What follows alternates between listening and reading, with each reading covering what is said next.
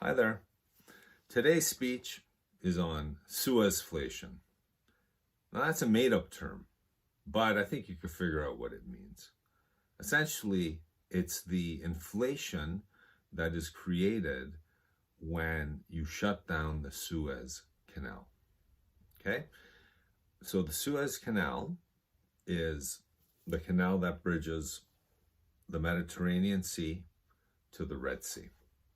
Cuts through Egypt, and ships take it because it's a tremendous shortcut for getting to and from Asia if you want to go to Europe especially and or to the United States. The alternative is to go around Africa all the way down to the bottom, South Africa, and then pop back up, circle around the Canary Islands, into Gibraltar, into the Mediterranean, or if you want to go to North America.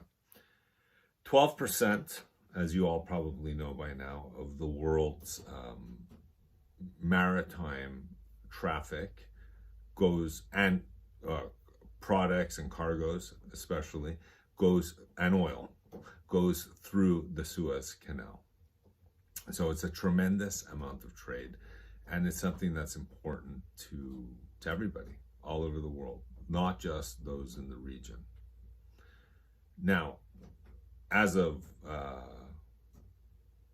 September of this year, or October, the Houthis in Yemen have started to attack ships in the Gulf of Aden.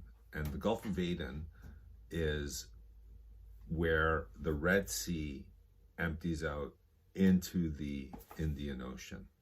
So that gap there is known as the Gulf of Aden. And the Gulf of Aden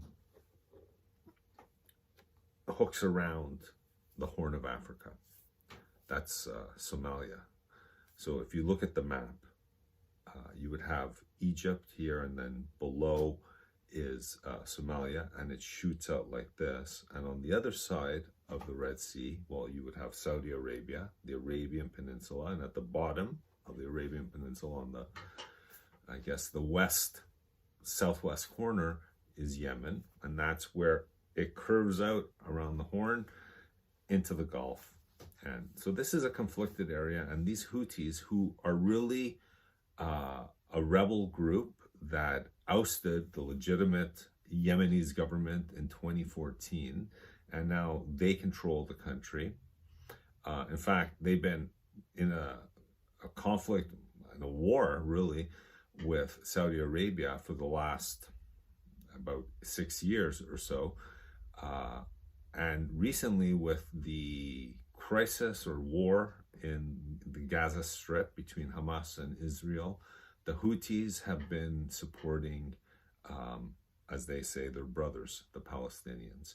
So what they do initially, what they were doing, or they say they do, is that they target Israel-bound to or from flag-carrying ships.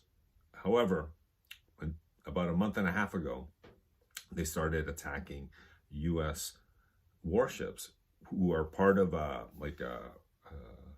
Flotilla of 13 nations, actually, that have all gathered in the Gulf of Aden, from Canada, the United States, and like 12 other countries that are patrolling this area because they want to make sure that those ships, essentially NATO countries, they want to make sure that there's free travel on the seas.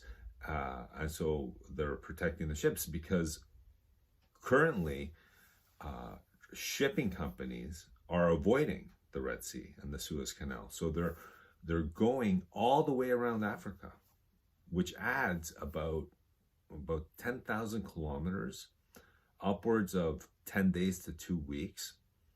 And the carbon footprint, well, is considerably greater.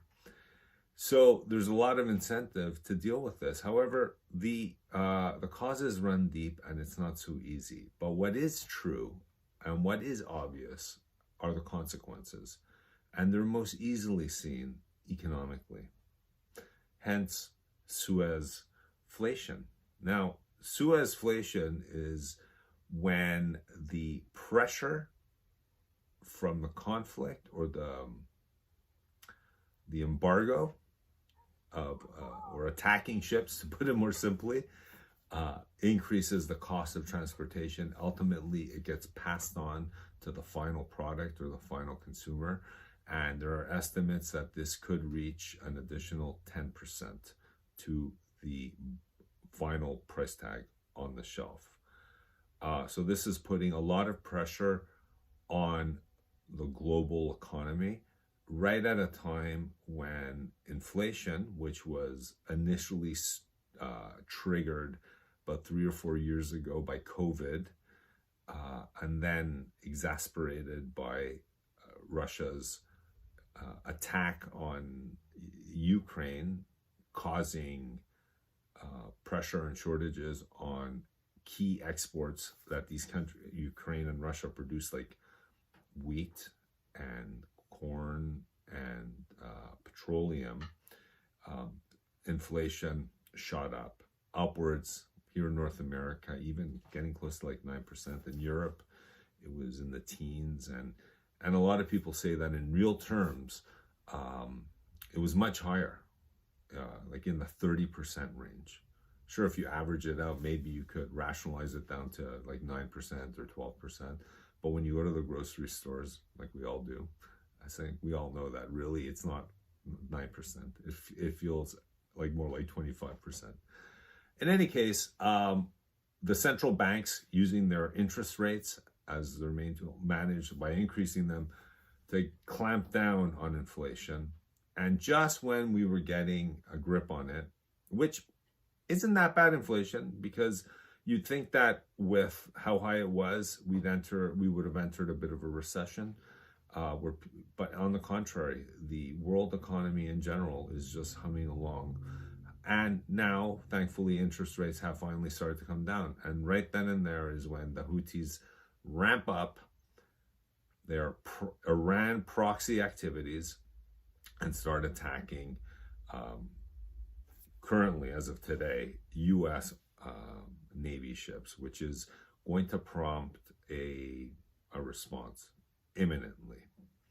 I mean, this all matters, and I think in order for us to get back on track and in order to ensure more stability in the world, perhaps instead of dealing with the Houthis, we should maybe take it a bit further and look at Iran. And I'm not advocating for war, however, that's what we're living in. And it's unfortunate that action is stirred because of price tags as opposed to human loss of life. But if we don't deal with this issue in the Suez Canal, and it's just a symptom of really what's going on, the Suez inflation is really going to get the best of us once again. If we deal with both, we'll have more money in our pockets, less people will die, most importantly, and then ships could roam free from Asia to North America and everywhere in between. Thanks.